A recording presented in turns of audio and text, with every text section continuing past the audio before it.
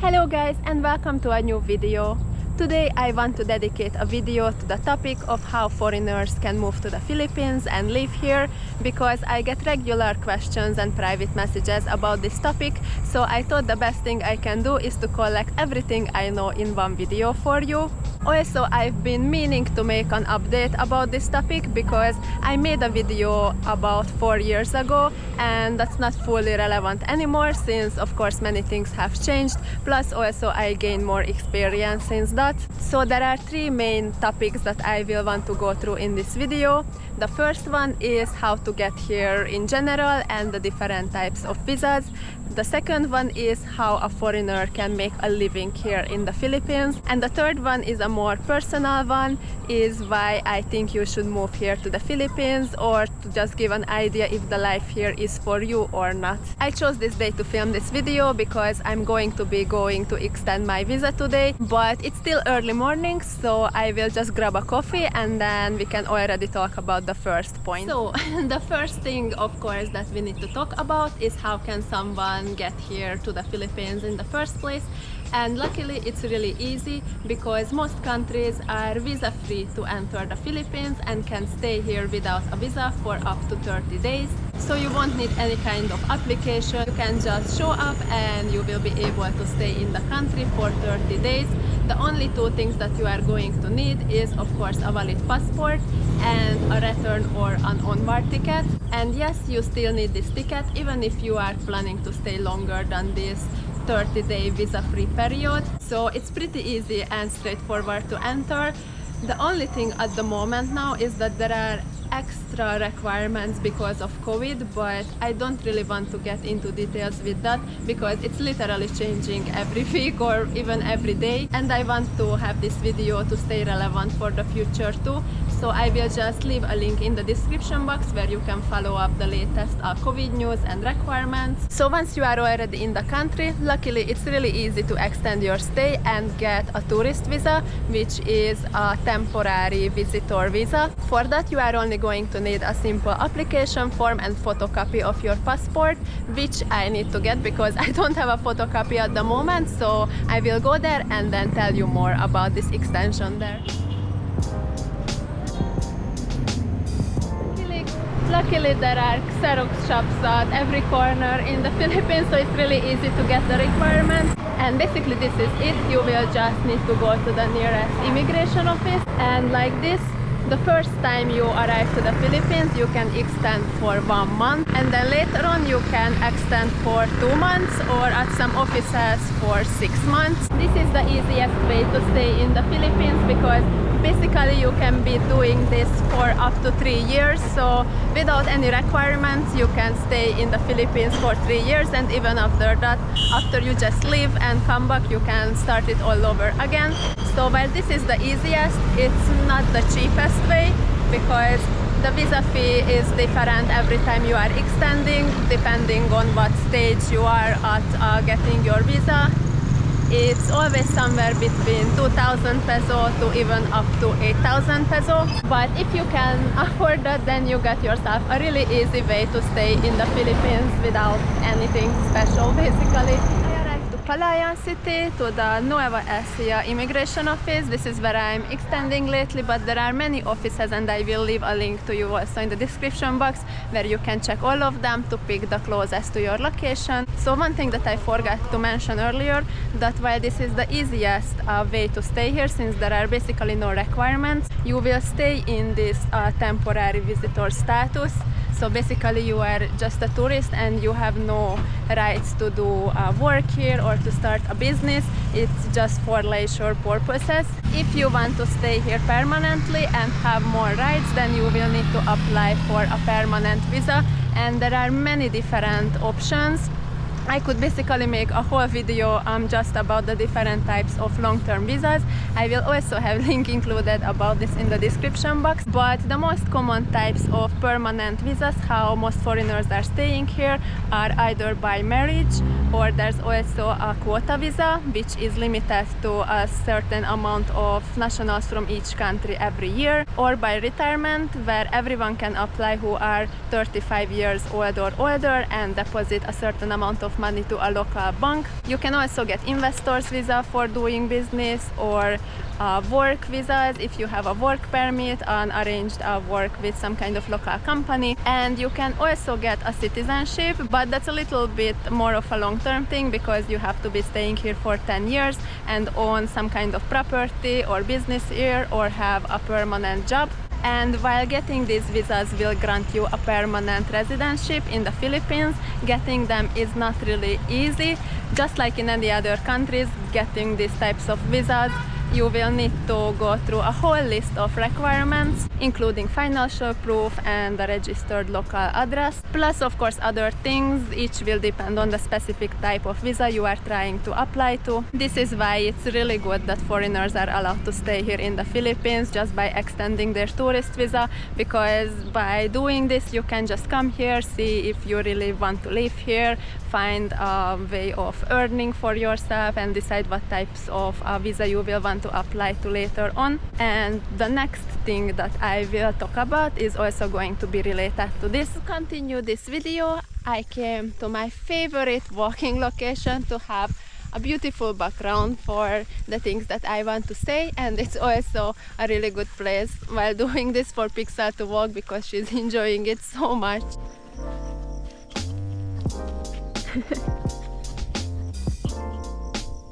Come, Pixel, come! So the next topic is the different ways how foreigners have a chance to make a living while staying in the Philippines. So of course there's work and jobs, but I have to say that there's a reason why the most commonly used visa for foreigners here is the retirement visa, and why the biggest group of expats here are more like the older generation. Luckily lately, partially thanks to COVID, it's starting to change a little bit because of the digital nomad lifestyle. There are more younger foreigners who are moving to the Philippines, so that's great news. But in general, it still didn't really change how it's not easy to get a job here as a foreigner at just regular local companies. I often get questions from foreigners who have local partners here, and they are asking that will they be able to find a job once they move here to their partners. And the answer is that not really. There's a really small chance for that. It's simply because I think it's the same in many other countries actually. Here in the Philippines, the rule is that local companies are not allowed to hire foreigners for jobs that local people could also do. In order to hire a foreigner, basically they would have to go through a whole long and difficult process, which would include providing proof why they need that foreign person to do the job and why can't a local do it instead. And unfortunately, of course, most companies won't be able to go through that. So yes, I would say that it's almost impossible to get hired for a regular job at a local company. You can be lucky if your profession is something that is really high in demand and not much locals who are doing the same job. I know that there are some very specific IT areas, and it can also be if you speak some special languages that most people here in the Philippines don't speak. Then you can get hired with this special proof of need for a foreigner type of thing, but it's a really small amount of people, of course, who would be able to do this. If you still want to work here, your best chance is to pre-arrange a job while you are still in your home country. There are different kinds of websites that are exactly looking for foreigners for different areas, different kinds of jobs. Especially if that company is not local but based somewhere in the US or somewhere in Europe and they just happen to have a branch in the Philippines, that's your best chance. But I would definitely recommend finding a job before coming to the Philippines and applying online.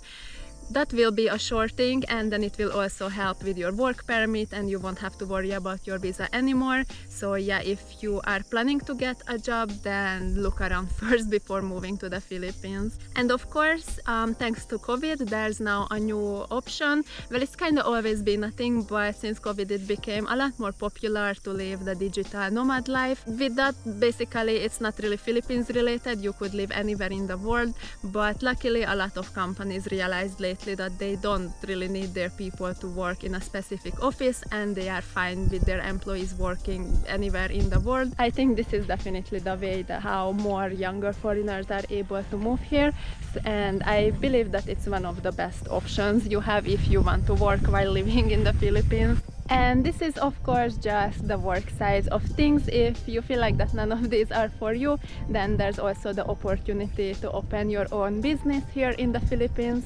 Of course, doing that requires a capital and there's a whole loads of requirements, but it's still easier to do it here than in some Western countries. Definitely easier than it is in my home country in Hungary. There are some difficulties because a foreigner can't fully own a business without a partnership of a local person, but in the past few years there were some good changes regarding that. Now even foreigners are allowed to own online businesses 100% on their names, so that's making things easier. And again, thanks to COVID, online businesses are thriving lately. So there are many more options than there were like a few years ago. But I would say that this is one of your best options if you want to live long term in the Philippines. I'm back home, guys. Something happened at that location why I couldn't continue filming there. I will make a whole separate vlog about that. But for now, back to the topic of this video. I was saying that if you got the capital and a good idea for a business, then the Philippines is definitely the country for you. Of course, there are rules here too and regulations, but the whole system is more relaxed and the requirements here are definitely easier to complete than it would be in many Western countries. I also know that there are foreigners living here who get into like real estate, but foreigners can only buy like condo type apartments here in the Philippines by themselves. If you want to buy like different types of house or land, then only leasing is an option, or the same way like with business, you have to have a local Filipino citizen who partner up with you, and it will have to be on both of your names. It can just be 100% yours.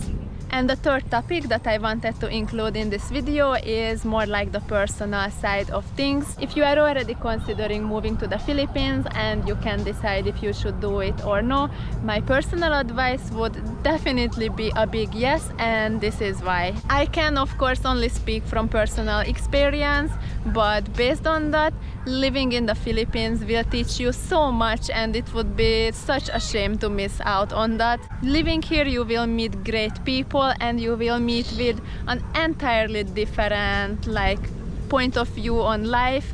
The attitude of people regarding everyday things and life in general is just so different from what I'm used to back in Hungary, and it's a really positive experience for me, and I've been learning a lot from people here in the Philippines. So I would definitely recommend it for everyone else deciding to move here to participate and try to experience that. I have a little helper here who is very interested in me filming this video. Another deciding factor is that if you want to live somewhere abroad, it's not as easy as it sounds like, because moving to a foreign country is a huge difference and adjusting might not be easy, but the Philippines is a really good country for this, and I'm so thankful that the Philippines was my first country where I moved abroad, because the people are just so welcoming and I've never ever felt like that I was not wanted here.